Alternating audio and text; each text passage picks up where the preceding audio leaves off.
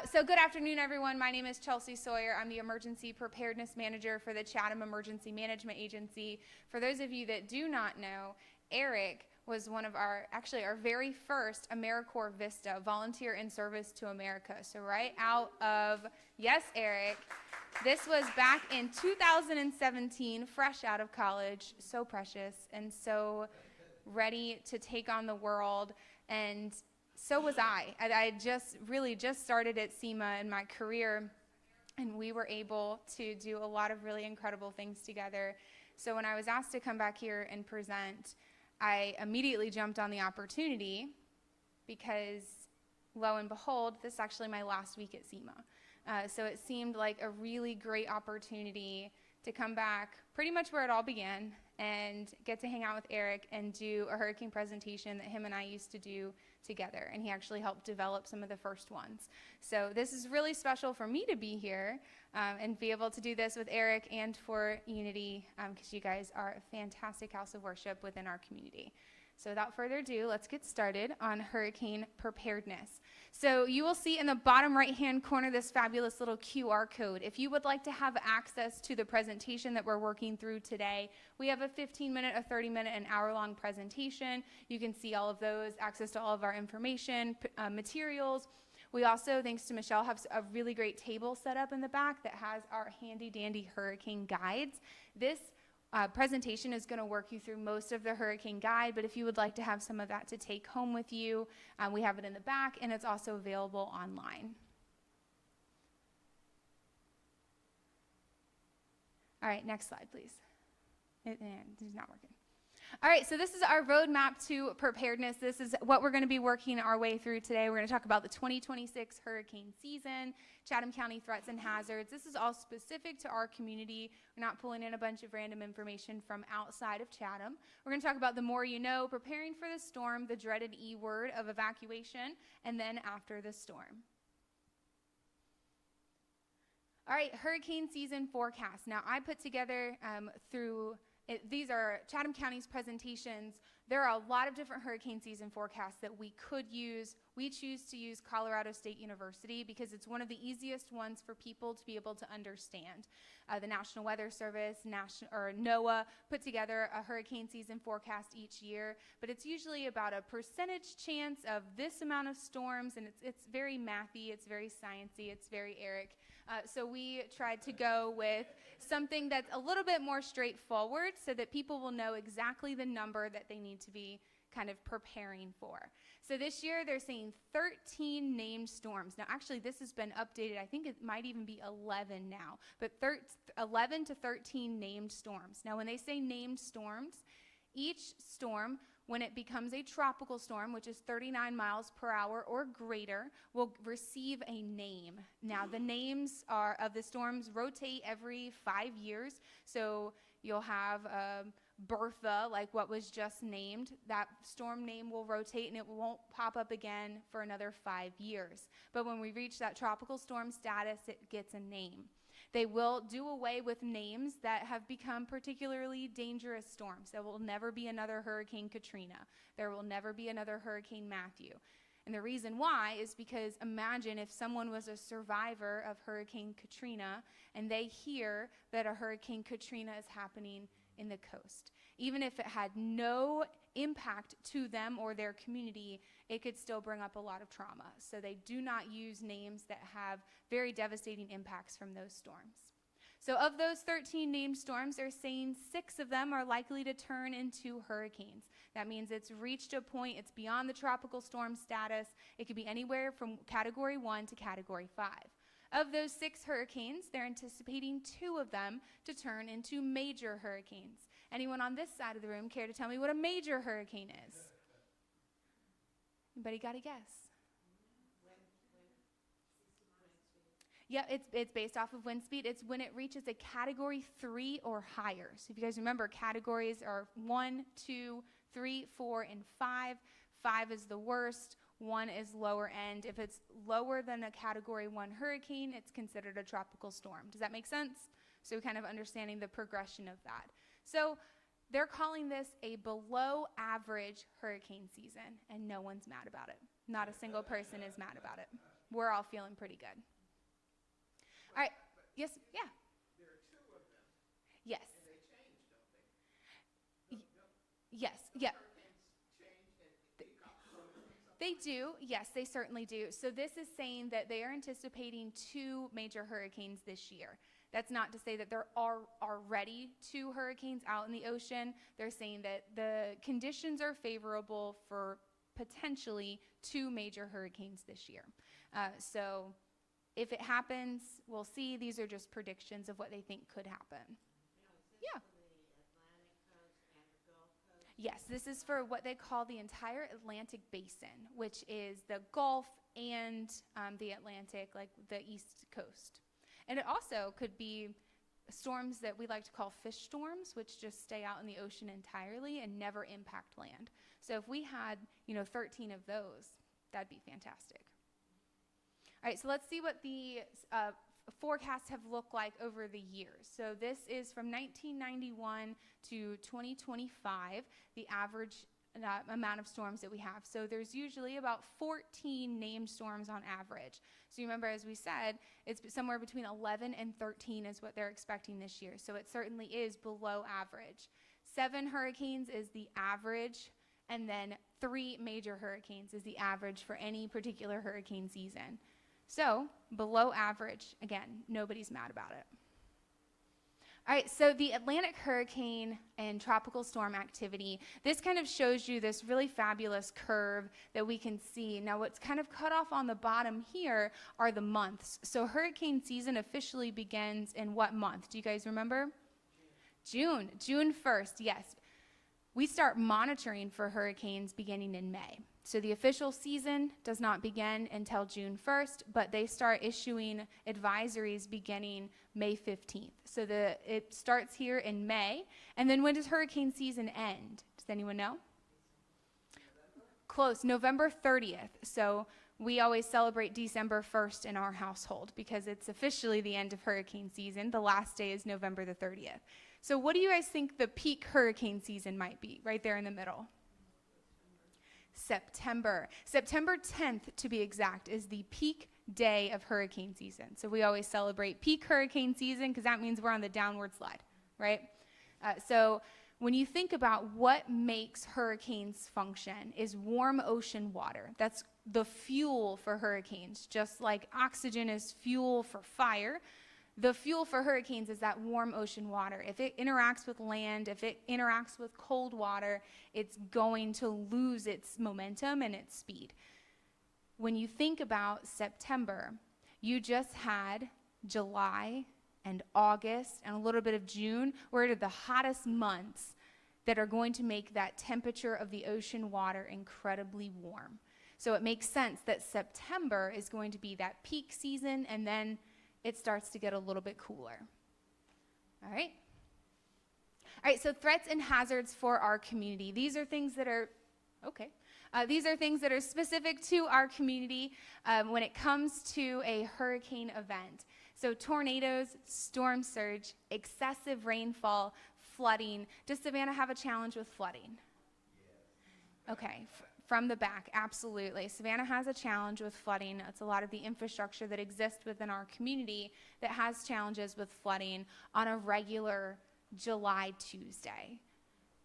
Imagine any day.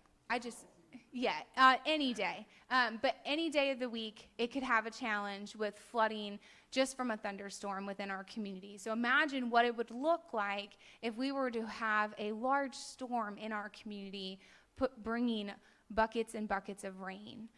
It's going to be very, very dangerous. So excessive rainfall, flooding, and then high surf and rip currents. Does anyone have guesses where these 2 images are from? They're both in Chatham County. That looks like Whitmarsh out there, the first one, up on the 80 somewhere. Yep, it's 80, and it's President Street going towards 80. Yep, so that is Hurricane Matthew in 2016 produced that amount of rainfall. What about the bottom picture? Any guesses? This is the city of Pooler during Hurricane Matthew in 2016. This is on Tappan Zee Drive where they had to rescue people out of their homes. So flooding is not just a concern in downtown. It's not just a concern on the east side. It is a concern all the way out into the west, even in the city of Pooler. And that's something that we like to educate our residents on. It's a widespread challenge, not something that's just specific to one part of our community. Yeah. It's a, no, yeah, that was 2016. That's a subdivision. The name of the subdivision escapes me, but the road is Tappan Zee Drive. I guess the development of a lot of condos and apartments, my guess is that increases the ability of flooding because you've got concrete. Yeah, absolutely, absolutely. So the question about what effect does construction have on the infrastructure within our community? Vast amount of impact, because you're taking what the trees within our community, the root system that allow that water to absorb, and you're putting in a non-porous surface. So what happens is that water, rather than being absorbed into the ground and into the trees and then breathing life into them, it's instead just floating until it can find a space where it can run off. And sometimes that runoff causes significant challenges. So this is because of some backup into the canal that they had out in Pooler. Great question, though. All right, so let's talk about some of the hazards that exist. So tornadoes, hurricanes and tropical storms can produce tornadoes. A lot of people don't think about them. If you guys remember, Hurricane Milton from 2024 spawned some of the I think, the most tornadoes for any tropical system that they had seen for the last several decades in Florida. We did not see impacts from Milton, thank goodness, here in Chatham County. We had just been devastated by Tropical Storm Debbie and Hurricane Helene, and then Milton came in right on the heels of Hurricane Helene. But tornadoes and tornado warnings can be spawned from these storms because they're very turbulent atmospheres. They're often occurred in the rain bands on the outside of a hurricane, so not necessarily on the eye of the hurricane, but as the storm is starting to impact the community, you can see some of these tornadoes start to spawn off. So usually that it can be one of the big forward parts of a hurricane event are the tornadoes that can happen. Like I said, they're usually well away from the center of the storm. All right, storm surge. Has anyone heard of storm surge before? Perfect, yeah. So storm surge is this abnormal rise of sea level generated by storm-driven winds and atmospheric pressure. That means something to Eric and almost no one else. So I like to explain in a non-scientific way what storm surge is. So storm surge is what happens when you have a tropical storm or a hurricane that is pushing water onto normally dry land. Hurricanes move in a counterclockwise motion. What's counterclockwise? Can you press that for me? Yeah, well, kind of, you'll see. It's really not that dramatic. Perfect, counterclockwise. Yeah, that's right. I was like, it's not that dramatic. But counterclockwise. So water is being pulled out of some areas and being pushed onto normally dry land. So you think about when you are in a swimming pool, right? So you're watching people in a swimming pool, you're in a swimming pool yourself. If you've got your hands out like this and you are spinning in a giant circle, you're going to move water. That's what's happening in the ocean, right? So this water is being pulled and it's being pushed onto the other side. So storm surge is what happens when areas that are usually dry, like where we're standing right now, are seeing ocean water being pushed further and further and further inland. So we're going to keep talking about this a little bit more. Go ahead and hit the next slide for me, please. This kind of shows you the slope line within our community and within Southeast Georgia is very, very shallow. Water does not meet very much resistance as it continues to push inland. It stretches out for near about 100 miles. So it's very shallow, and then it has a steep drop-off. Whereas a lot of other locations have a steep drop-off, so that water has to rise up before it can push inland. In Chatham County, that's not the case. It just continues to flow further and further inland. So that's one of our first challenges when it comes to storm surge. Go ahead and go to the next one for me. So I want to show you guys some maps of what storm surge could look like here within our community, and then I'll explain how we could see that type of storm surge within our community. So to orient you all, this is a map of Chatham County. This is no storm surge. This is a perfectly dry day, okay? So you've got the bottom portion, Tybee. You can see Highway 80. I don't really have a way to point these out to you, but I'll kind of explain through some of the colors that you'll see, because I'm too short, and even if you might not be able to see exactly. But let's go ahead and take it to a Category 1. So a Category 1 hurricane, down here at the bottom, you will see the sections here. So Category 1 hurricane, you've got up to 3 feet is going to be in the blue, greater than 3 feet is yellow, greater than 6 feet is orange, greater than 9 feet is red. Now, when we're talking about feet of water, I mean vertical feet. I stand about 5'7" feet of water that's going to be standing. Now, we're not taking into account, it's already taking into account the other challenges. So it's saying on normal dry land, 3 feet of water or 6 feet of water are going to be in some of these locations. So most of Tybee Island is already looking between somewhere of 3 to 6 feet. You've got some areas of western Chatham County, specifically Port Wentworth, that are already going to be up to 3 feet of water because of storm surge, and that's a Category 1 hurricane. Let's take it to a Category 2. Category 2, you've got greater than 9 feet for a good portion. So this first black line where you see the mouse kind of, yep, perfect, that is the Harry Truman Parkway. We all know where we are in relation to the Harry Truman Parkway, so even where we're sitting right now has the potential for water impact, and that's a Category 2 hurricane. Let's take it to a Category 3. Category 3, it's continuing to push inland. This area right to the south is going to be the Georgetown area. Perfect. That's going to be your Georgetown area. Greater than 9 feet of water, because that water is just continuing to push further and further inland. This bolded line right towards the top half of the map here, that is I-95, to kind of give you an idea. And then the one that's running perpendicular to that is I-16, to kind of show you what this would look like within our community. Let's take it to a Category 4. Category 4, most of Chatham County is going to be under a significant amount of water. You do have this really nice dry spot right in the middle, right where it says I-516, perfect, right there. Does anyone have a guess as to what area of Chatham County that might be? Is that the airfield? It is. It's Hunter Army Airfield, exactly. So they built that on high ground, Hunter Army Airfield, that makes perfect sense. But they built that on higher ground, so it is going to be elevated in comparison to the rest of Chatham County. Let's take it one step further. We know there's 5 categories of hurricanes. Perfect. This is what we consider the maximum of the maximum. So this is the worst case scenario for Chatham County when it comes to storm surge.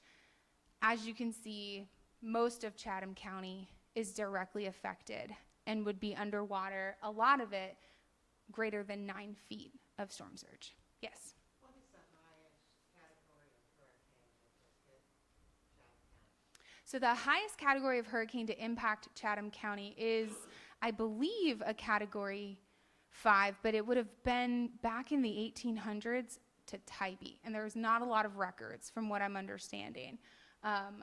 Recently, within the last several decades, the highest category would be a Category 1. Yes. Category 1 would have been Hurricane Matthew in 2016. Yeah. And it was only a Category 1 hurricane on the tip of Tybee Island. But the world is changing, and I think that that's something that we need to make sure that we're keeping in mind. A lot of the weather impacts that we're seeing are unlike anything that we've seen over the last several decades and throughout most of the people alive, their lifetime or even their family or parents' lifetime. I don't know if this is the right place, but can you speak to the heat dome? That, I really hadn't heard a heat dome until recently. Yeah, I cannot. I can't speak to that. But I'm sure that there's people on the resilience team that would love to speak to you about that. Yeah. Yeah. Yeah, I don't know. Yeah, I mean, you could flip a coin for that one. Okay, so we know, and these are all excellent questions, and usually questions that I get after showing this. Not every storm is going to produce this type of storm surge, have this type of catastrophic event. So let's talk about what gets that type of catastrophe within our community. So factors that influence storm surge. These are the main problems that you would run into and the things that you want to look for when you're talking about the impacts of storm surge. First and foremost, the storm intensity. The higher the winds, the stronger the storm, the higher the potential for producing storm surge. The size of the storm. Remember the example that I provided earlier, having your arms out in the pool. If you have your arms out this wide and you're moving around, you are physically going to move more water than if you have your arms directly by your side. So the size of the storm does matter. If it's a very small storm that's moving around very, very quickly, it can produce quite a bit of storm surge, but in a very isolated area. If you have a larger system, that's going to produce more catastrophic storm surge for a larger area of the coast. The storm's forward speed. A slower storm is going to produce a higher surge that's going to go further and further inland. And the reason why, so a slower storm is going to have more time for a high tide cycle and a low tide cycle. So the tide sequence is important when you're talking about storm surge because you see this twice a day, every single day, regardless. So if you have a high tide coming in and there's no way for it to leave during the low tide, it's already at its heightened point. And then you have another high tide cycle coming in, that water is going to continue to push further and further inland. So a slower storm is going to be catastrophic further inland. A faster moving storm is going to be very, very quick. It's going to come in, it's going to produce storm surge, and then immediately come back out. Hurricane Irma in 2017 is a great example of a fast-moving storm that produced storm surge right here within our community. So it's a great example of right along the coast, and if it ended an island, it saw storm surge within our community. So Tybee Island, Wilmington Island, Whitmarsh Island, Burnside Island all had impacts from storm surge and then went back out. But that storm surge didn't really push further and further inland because it was a very quick moving storm. The last piece is angle of approach, and the next image will help explain why. So the right front quadrant, so when you're talking about your storms, go ahead and dissect it or cut it into 4 different quadrants. The part of the storm that is where the water moves onto land is going to be the most dangerous side of the storm. It's the most turbulent part of the storm because when you're moving in your counterclockwise motion, that's where all of the water, all of the energy from that storm is going to be based in that front right quadrant. So that's where you're going to see most of your rain bands, that's where you're going to see most of your tornadoes, and that's where you have the most significant chance for storm surge because the water is being pushed there, and this left front quadrant is where the water is being pulled out of. So Hurricane Ian in 2022 is the last example, like a really good example, and it uses the Tampa Bay. So Tampa was not necessarily impacted by the forward side of a storm. The Tampa Bay had the water completely removed out of it. People could walk out for near miles where they hadn't been able to walk just a few days prior because it was covered by the Tampa Bay.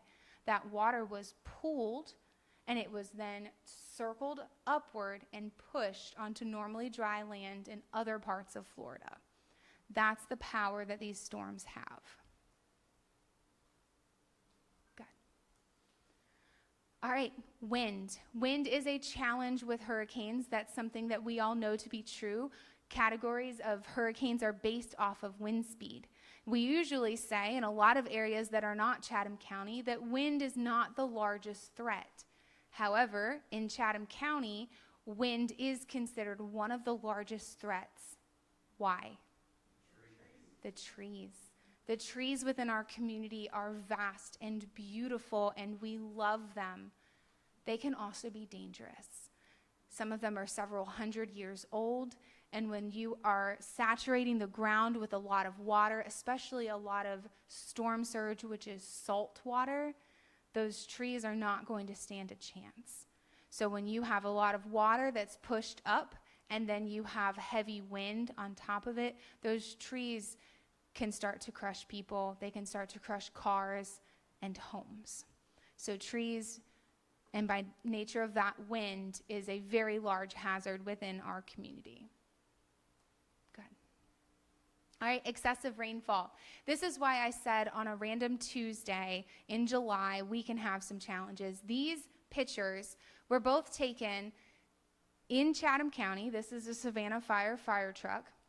These were not taken during a tropical system. They were not taken during a tropical storm. This is on a random thunderstorm that happened that just caused an excessive amount of rainfall.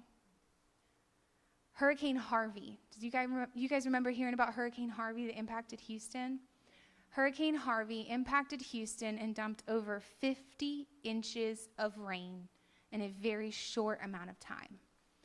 What would that look like in Chatham County, specifically in Savannah, with 50 inches of rainfall, when we have 4 inches of rainfall that can cause some of this damage that you're seeing? The infrastructure is not going to be able to keep up. It has a hard time keeping up with a very little amount of rainfall in a short amount of time. Imagine what that would look like if we had a Hurricane Harvey kind of situation with 50 inches of rainfall. So this is just some statistics here. So for average moving storms, about 6 to 30 miles per hour, the amount of rainfall you can expect is about 5 to 10 inches. And then for slower moving storms, so those that are moving less than 6 miles per hour, usually about 15 inches of rainfall or more. So that's something to keep in mind. And when we talk about how fast storms move, in just a few slides, you'll be able to see that will help give you an indication of what you might be able to expect. All right, go ahead. All right, recent fatality trends. This one was interesting to kind of show what we've seen from 2013 to 2025. You are still seeing direct hurricane deaths, freshwater flooding being some of the largest challenges. So by freshwater flooding, we mean water that's coming down from the sky. Why do you think that's attributed to the largest amount of deaths within a community? Any guesses?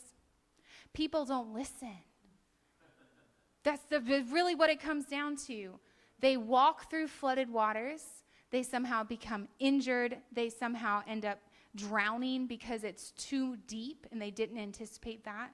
Or they're driving through flooded waters and they realize that it's moving much faster than they anticipated, and again, they get trapped. So freshwater flooding is still one of the largest indicators or the largest challenges when it comes to deaths from these storms. You can see for the most part, it's wind still has some direct deaths, from winds that are impacting that community, but freshwater flooding is by far the worst impact for a community. Go ahead. All right, so the cone of uncertainty. Who has seen this fabulous cone of uncertainty before? Yes, wonderful. I say fabulous, I don't mean it. So the cone of uncertainty is a challenge, and I want to help explain to you why it is a challenge and how you can outsmart the cone. Because the cone was never actually intended for anyone other than emergency managers to be able to understand the impact to their community. So the cone of uncertainty is the impacts far exceed the size of the cone, okay? And that's one of the first things that I want you to understand. The cone is only meant to show you where the eye of the storm might go. And the eye of the storm, usually about 67% of the time, will fall somewhere within that cone.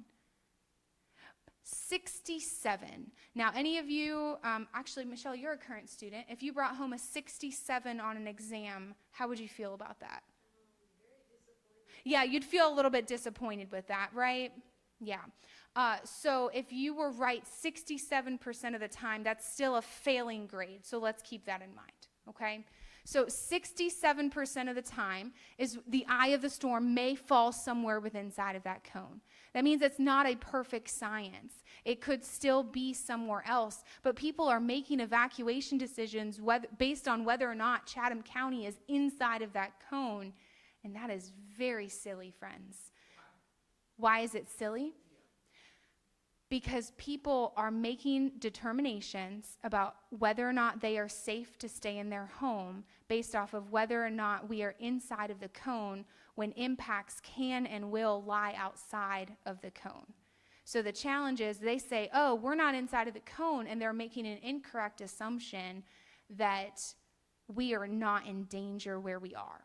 So if you're being told that you need to evacuate and you're not heeding those evacuation orders because you think that we're not inside of this cone, you're making a very grave mistake. Does that make sense? Yes. Awesome, yeah. So the European models usually are more accurate, Yes, but we depend upon whose model? yep, that's a great question. So the European model is one of the models that makes up the cone. So the National Hurricane Center puts together all of the different models, and they look at all of them. They run their own models themselves, and they create what they call a consensus track, which is the slide that you're seeing here. So that's what we're talking about, that it was meant for emergency managers. It's looking at all of the different consensus models together and saying, okay, this is what we're anticipating this storm to actually do. But all of these models are just looking where the eye of the storm is going. We know that these storms can be so much larger. So if you look at the cone here, right where it says 7 a.m. Thursday, that's the cone that we're talking about. Do you see where it has the X and this giant yellow piece? That's the actual size of the storm. The cone is significantly smaller than the actual impacts that surround that cone. That's why I'm saying it's dangerous, is because it's only showing you where the eye of the storm could be going, not all of the impacts that surround that cone itself. So this storm, this graphic here for Hurricane Helene shows you, I'll give you some information. It gives you the forward speed of the storm. So down here, it says that it's moving at 10 miles per hour, so movement north-northwest at 10 miles per hour. So we know it's a fairly average moving storm. So that is what this graphic does tell you. It also tells you current watches and warnings. They have improved this graphic because so many people misinterpreted it for so many years. This is the new graphic that they pushed out beginning last year. So you can see that the impacts are the entire state of Florida. Right? So you've got a tropical storm warning for nearly the entire state of Florida, except for the Panhandle. You've got a hurricane warning. So it's showing you that it's much larger than just this one swath that they're expecting in that cone.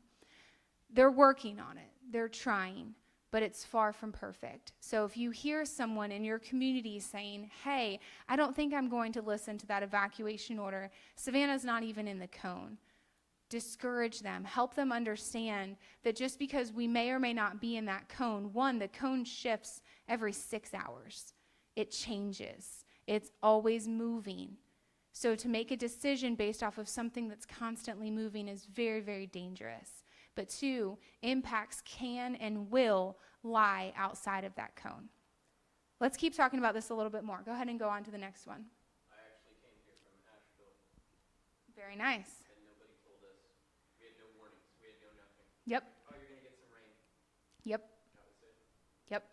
So people don't listen to warnings, or they're not given at all. So that's very terrifying. So this is a great example. So this is one of the times of the 67% where it did fall, the eye of the storm did fall inside of this cone. So this cone was for Tropical Storm Beryl in 2024. The center line of the storm is where they were originally anticipating for the eye of the storm to go, right? It's right along the center. Where the storm actually went was all the way to the right of that, still inside of the cone, but all the way to the right. The storm ended up being several hundred miles wide. So looking at this path, do you think anybody in western Louisiana was paying attention to that storm? They weren't inside of the cone. They didn't think about it. Do you know that because of the path of that storm tracking so far to the right, they had significant storm surge in western Louisiana and had pretty significant challenges from this tropical storm back in 2024 for something that no one took seriously, no one thought about, and no one prepared for. Is that because it's on the northeast quadrant? Yes. Excellent. I'm talking about the community. I'm talking about the community often, and I can speak directly to the community here in Chatham County, having worked here for the last 10 years. They like to argue, and I'm speaking in generalities. There are a lot of people that will still listen, but having managed the social media for a lot of SEMA for the last 10 years, it's, we're not in the cone, we're not affected, we don't have to listen, this is not a challenge. If we would have had this exact situation, if they were expecting for the storm to go into Jacksonville, which was not going to impact us directly, and then it were to shift to the north the way that it did here, and it were to directly impact our community, we would have been in that exact same situation, and people wouldn't have been paying attention. They would have been kind of like a Helene situation where they just didn't realize the impacts that could happen that quickly.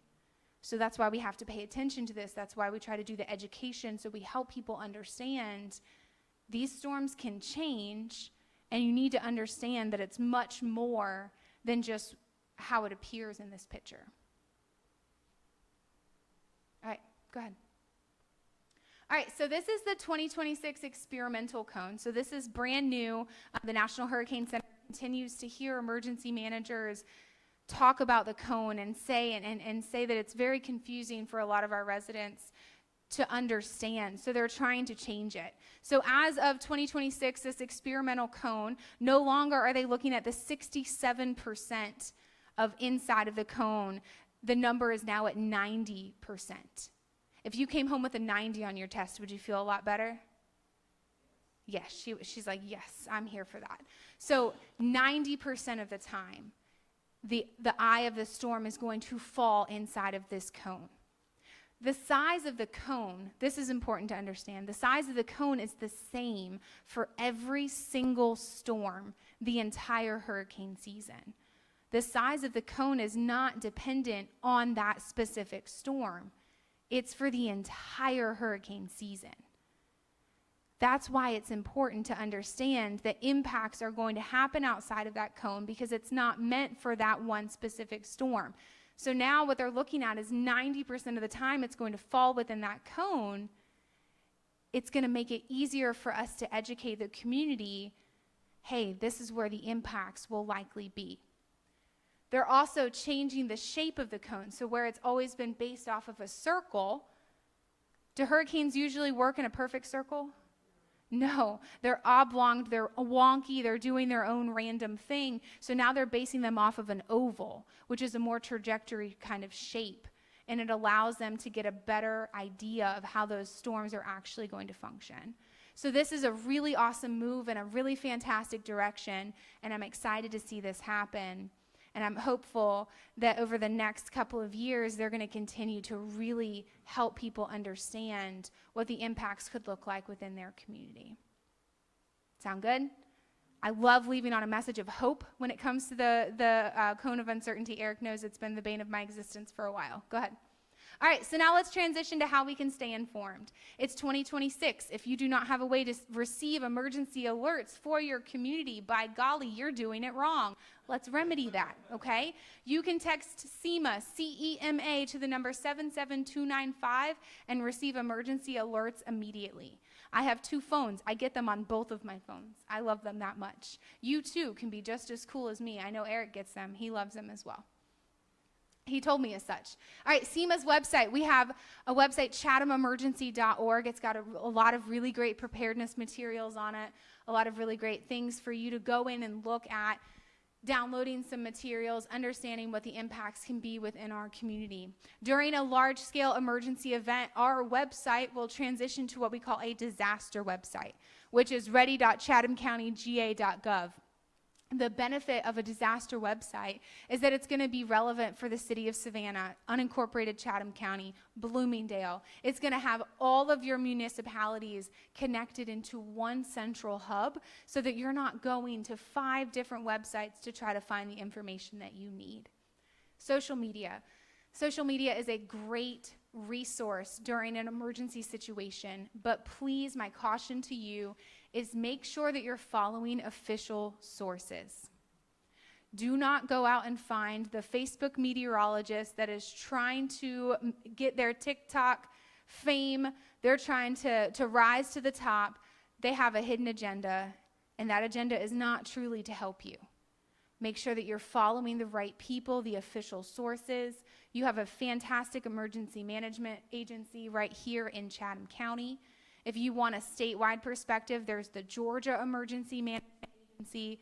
Follow those official sources to get the right information so that you're not sharing or creating misinformation. Yeah.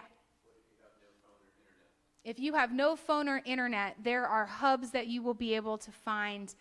This is a perfect example. If you guys are members of this congregation, seeing if you can find your way here, going to some of these other resilience kind of spots that they're trying to set up around town.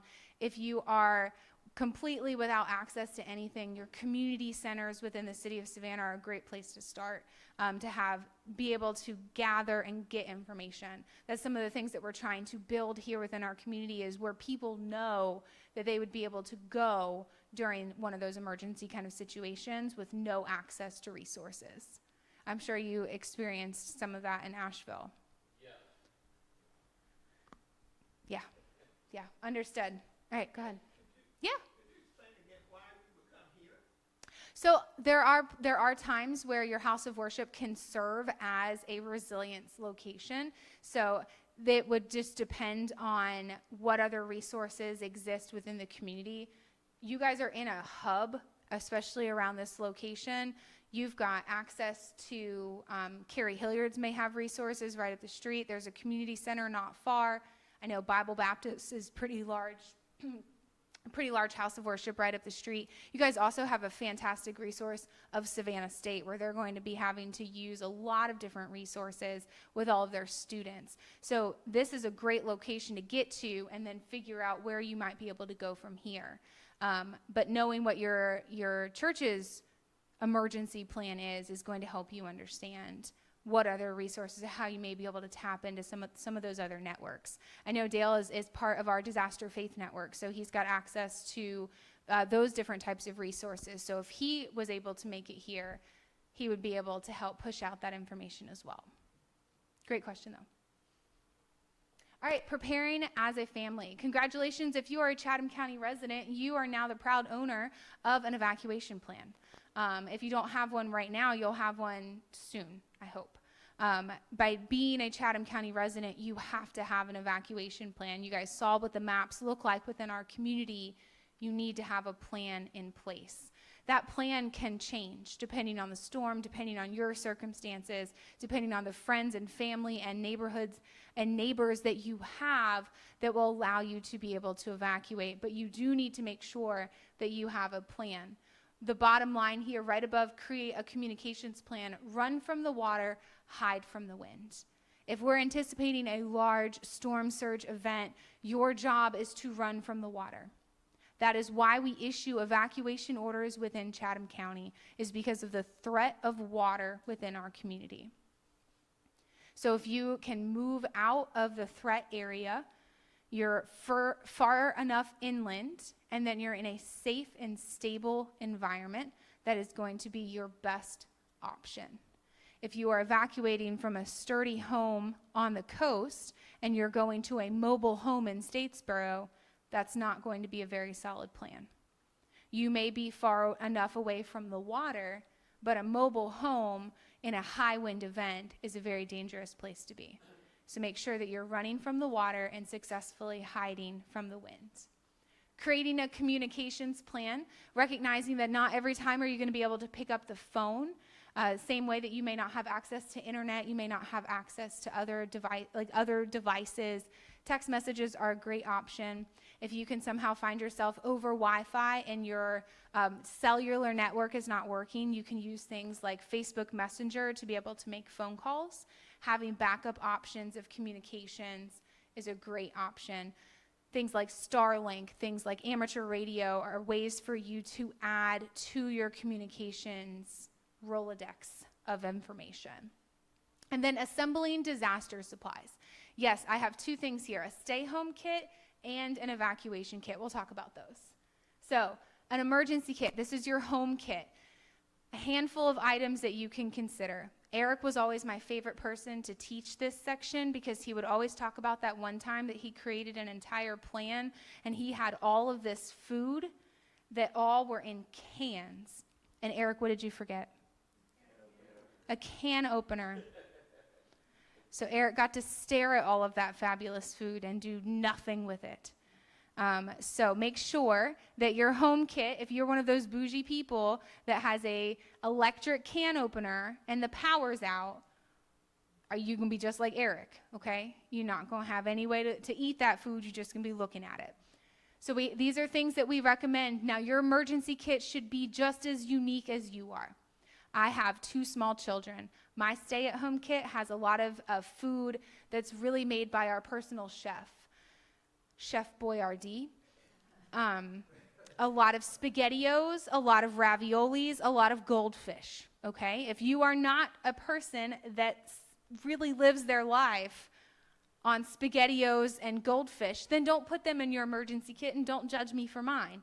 It should be relevant to you and your family. If you think, oh man, I love canned tuna, put you some canned tuna in your emergency kit. If the thought of canned tuna makes you feel like you're going to vomit, then don't put it in yours. Make it specific to you. Make it relevant to your family. Make sure that it's things that your family actually eats. My husband had this grand idea that he was going to get freeze-dried food because it's very lightweight. He said, this is fantastic. He's just that kind of person. And I said, okay, I will give you the opportunity to buy as much freeze-dried food because we budget everything that we do. I said, I'll give you the opportunity to buy as much freeze-dried food as you want. If you can convince our daughter, who was 4 at the time, if you can convince her to eat any of those freeze-dried foods. And he said, bet. Got it. He grabbed one of these ice cream sandwiches, these freeze-dried ice cream sandwiches, fully convinced that he was going to win. And I know my daughter well enough because she's just a little version of me. And she looked at him and she said, Daddy, that's disgusting, at 4. So he did not get permission to buy any of those freeze-dried foods. Make it the things that you eat. Make sure that it's something that you will actually want to have and make it accessible inside of your home. Okay, so that's your stay-home kit. Now let's talk about your evacuation kit. Your evacuation kit should be easy hand carry things. Do you need these giant tubs of canned goods to go with you? Not necessarily. You may have access to food in different places that you're going, you're evacuating out. We recommend 3 to 5 days. We also recommend having it in a quick access storage thing. And I say thing because it can be a 5-gallon bucket. Those have become very popular, especially in our community because we give those away pretty frequently. But it can also be an old suitcase. It can be a bag that is no longer in style but will totally work during a hurricane evacuation.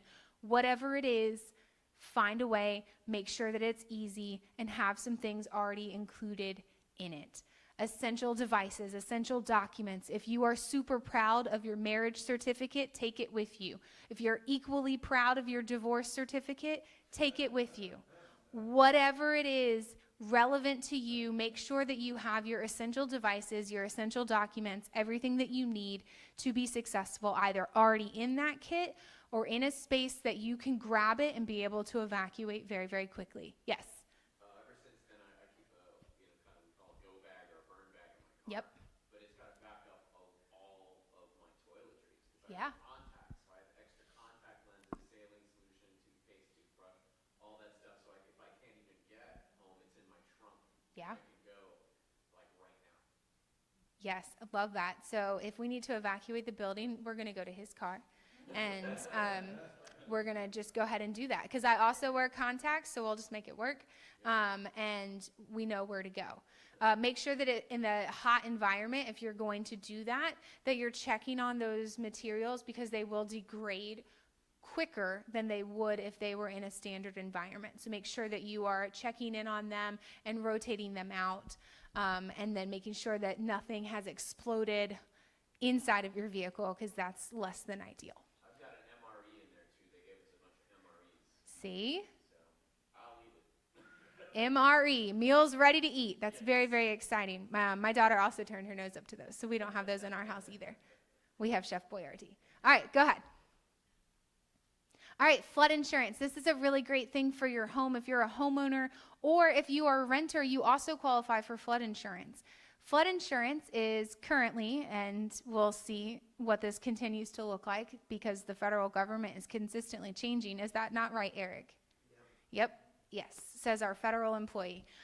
Okay, so flood insurance is currently a federally funded program, and there's only one flood insurance program for the country. It's the National Flood Insurance Program. Okay, so there's no need to call State Farm and then call Allstate and then call Geico. They're all the same because it's through the National Flood Insurance Program. Flood insurance takes 30 days to go into effect. Okay, you do not have to be in a flood zone to qualify for flood insurance. New homeowner in Bloomingdale. Let's make sure that we're taking a look at this, okay? Okay, perfect. And Dale will make sure of that too.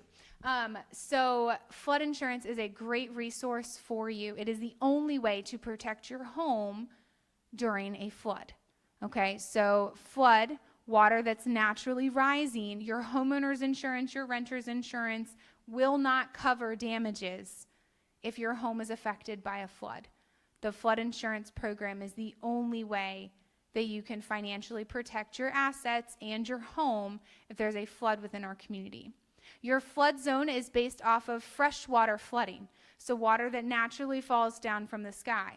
It has nothing to do with storm surge, okay? Because they have to make sure that it's the same regardless of where you are in the country. Most people don't think of Asheville and think of flooding until now, but they can't base storm surge on flooding that could happen in Asheville. It has to be based off of freshwater flooding. So Chatham County is at an extreme risk of flooding, from freshwater flooding and from storm surge flooding. All this is to say, you need to have flood insurance if you live in Chatham County and you are financially capable of having flood insurance. Does that make sense? Awesome. All right, go ahead.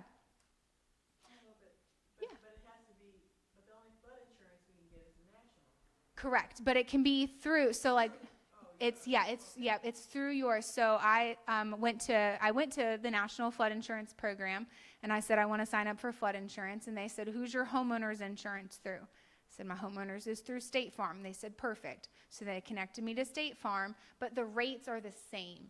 So it doesn't matter where you go. Usually with a regular insurance policy, you go to Geico, you go to State Farm, you go to Allstate, Country Financial. They all give you different rates, right? This one will save you $500. This one's $300 more, but roughly the same kind of thing, but vastly different rates.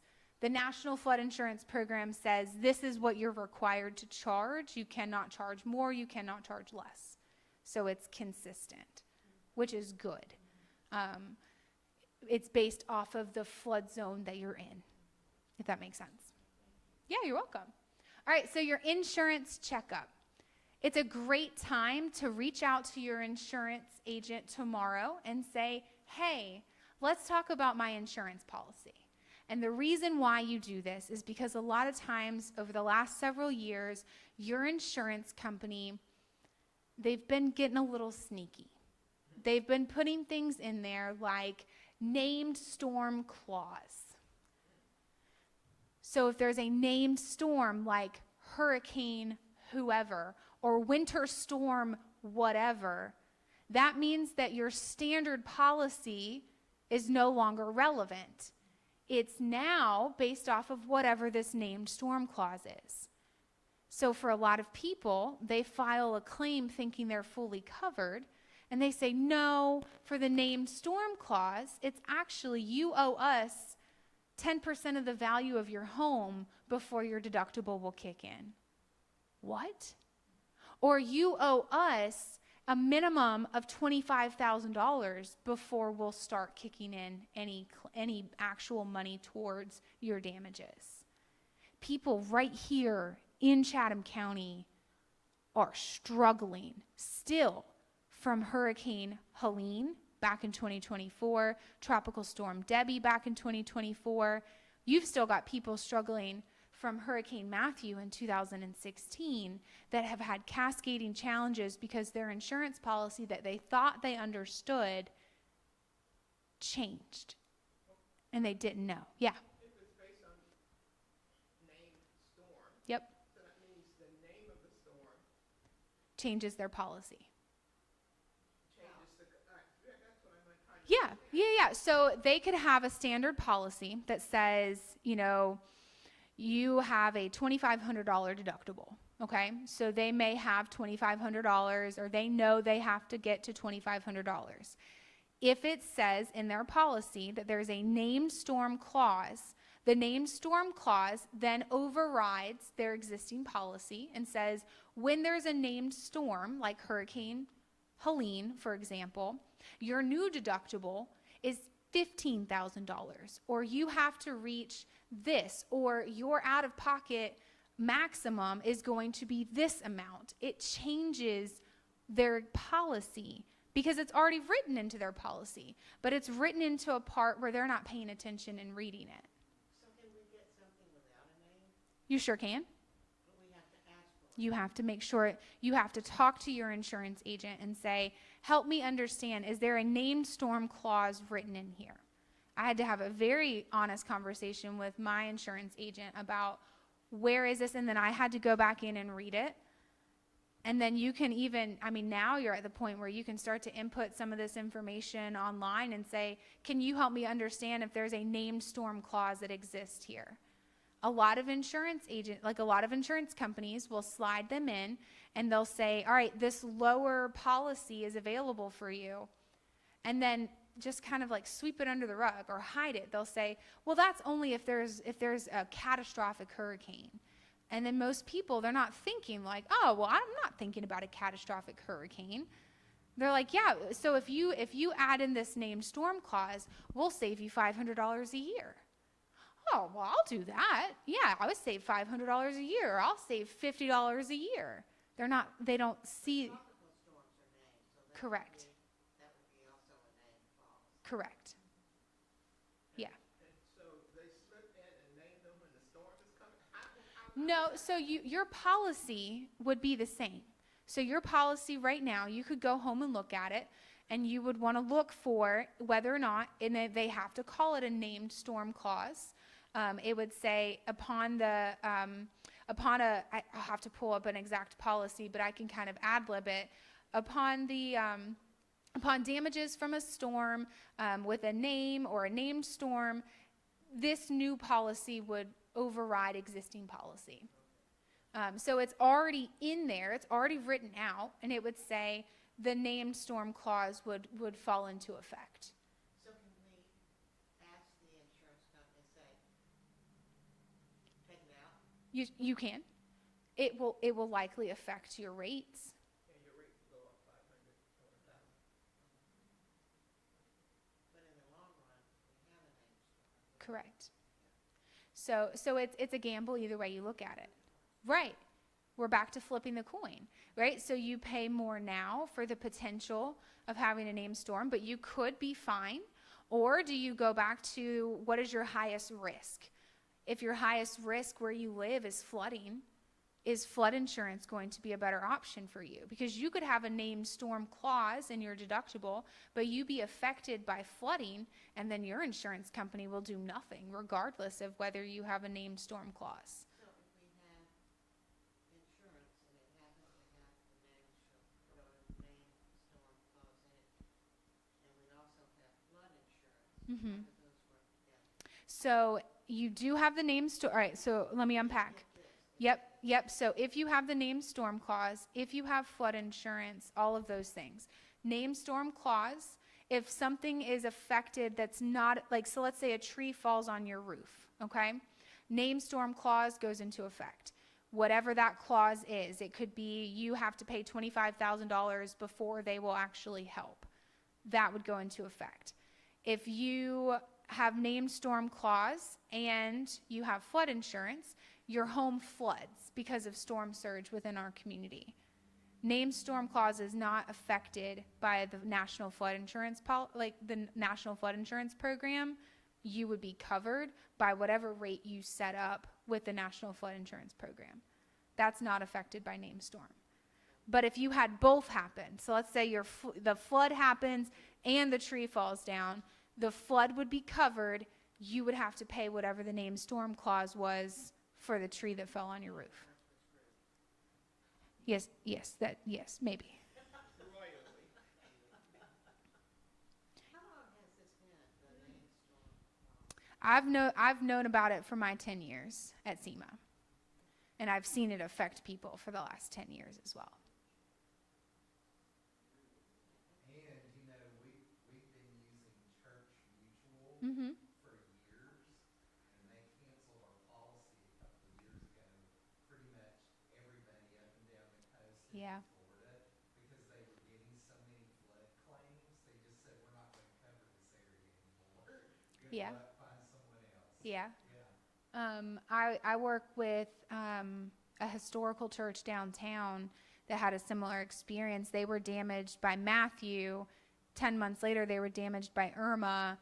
Their insurance company dropped them because they filed 2 claims back to back within a year from 2 different storms, but they were ultimately dropped. And they're like, we're a historical institution.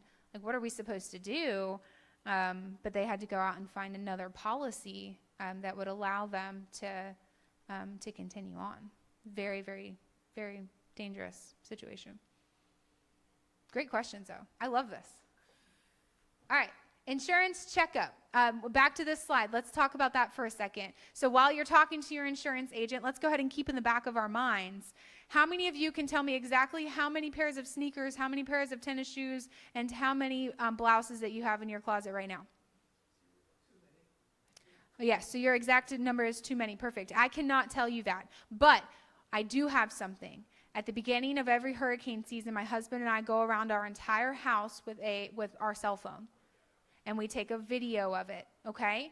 Because you may have an awesome policy that says they will give you a replacement cost of up to $150,000, and you think, exactly, you may think, oh my goodness, $150,000, that's all I need. That's fantastic. Do you think that they're just going to write you a check for $150,000? I've had people that said, yes, I do think that. No, you have to show them. You have to show them proof that you have those 20 pairs of jeans, 10 of them that you are absolutely convinced that you're going to fit from high school, okay? You have to show them that you have this Roomba vacuum that you're very excited about. You have to show them this KitchenAid that you were so proud of that you got at a yard sale. They don't have to know you got it at a yard sale, okay? But you have to show them what you have, and if you can't prove that, they're not going to give you that money. So it doesn't have to be overly complicated. Now, can you find the people in the world that have an inventory list of all of the items? Yes, most of them are insurance agents, okay? They have that. Normal people, we don't have that. But the best version of what you can do are videos. Open up your drawers, take pictures of things, be able to explain what you have and what you don't. Because if you can't say that this 50-inch TV that you have is at least this type of 50-inch TV, they're going to give you, if they give you anything, the bare minimum.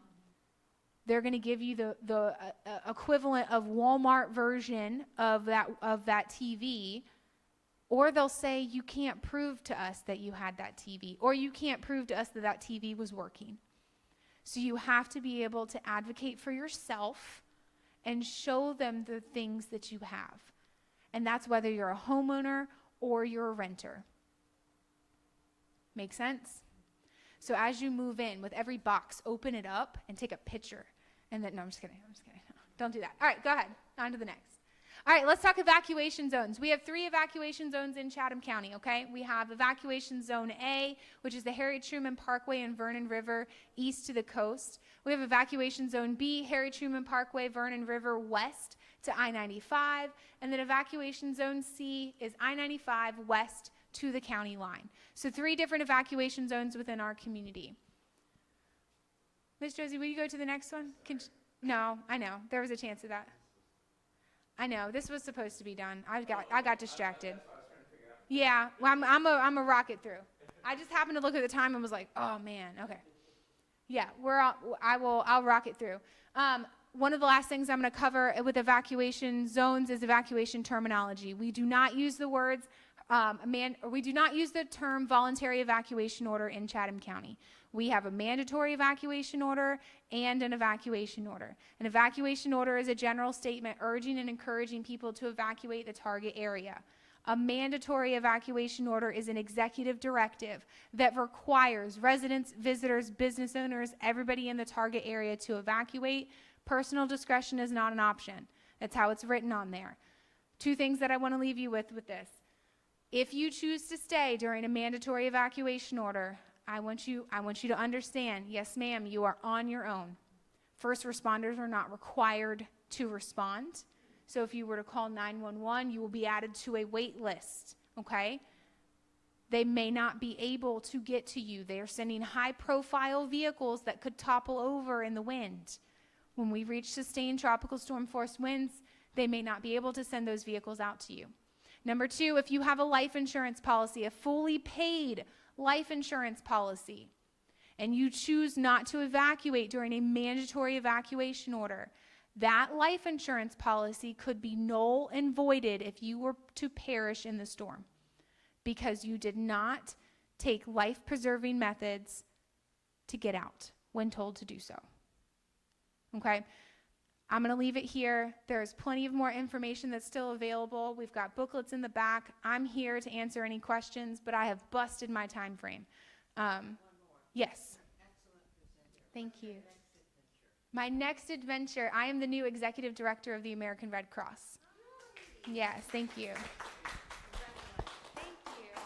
So Chelsea, we have a little blessing that we do at Unity. Would you like to receive our blessing? Yes, please. All right. You ready? Come on, everybody. If you want to. Okay. Good. Okay. So first we say her name. Chelsea.